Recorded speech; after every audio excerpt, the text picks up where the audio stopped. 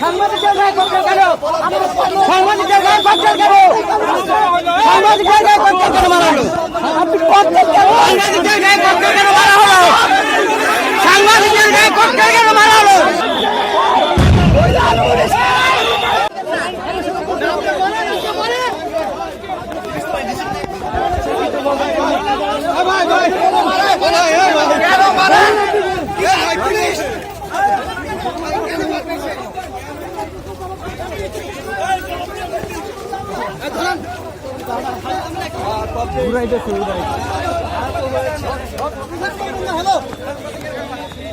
Cocktail কেন মারছে সাংবাদিকের গায়ে?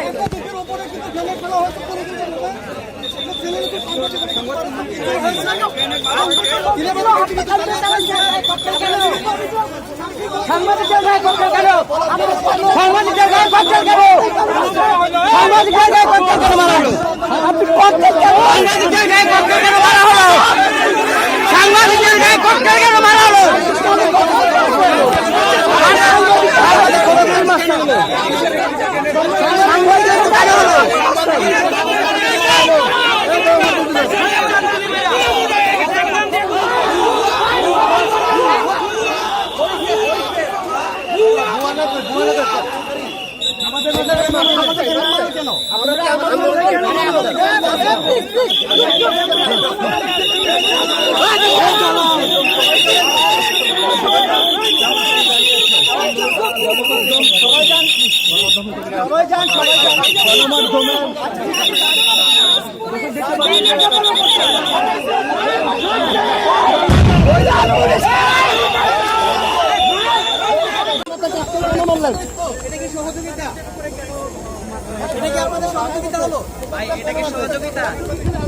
এটা কেন করলেন আপনারা বলেন? আমি নির্যাতনের আছে ককটেল পুলিশ মারে, আমার মাথায় ককটেল বসে। আমি শেষ করি। জি বলেন। আমি শেষ করি। জি আমি শেষ না করে আপনার কথা বলছি। বলেন।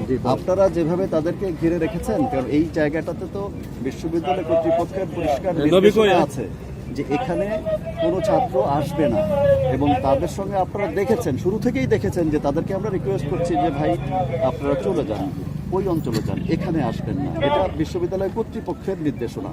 তো সেটি আমরা এনশিওর করতে গিয়ে আপনারা যখন তাদেরকে ঘিরে ধরে রেখেছেন, তখন তো আমাদের পুলিশকেও আপনারা ওখানে ঢুকতে দিচ্ছেন না। আমরা ঘিরে রাখি, এটা আমাদের দায়িত্ব পালন করছি। কথা যদি একজন একজন করে বলা হয় তাহলে উত্তরটা দিতে ভালো হবে। আমরা আশা করব আপনাদের কাছে যে আইন শৃঙ্খলা রক্ষার কাজে সকলকে সহযোগিতা করা। আমরা সাংবাদিক বাহিনীকে এরকম একটা অনুভূতি আমাদের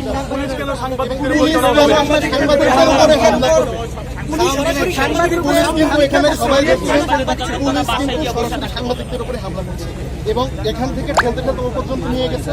নিয়ে যাওয়ার পরে একবার সাংবাদিকদের মাঝখানে যেখানে গণমাধ্যম কর্মীরা ভিডিও আছে, সাংবাদিকের গায়ে সাংবাদিকরা যেখানে ছিল ওখানে পুলিশ সাউন্ড গ্রেনেড, এখানে আপনারা সবাই নিশ্চয়ই জানেন এখানে সাউন্ড গ্রেনেড মারার মতো কোনো পরিস্থিতি এখানে তৈরি হয়নি। কিছুই হয়নি, আমরা কোনো এখানে আমরা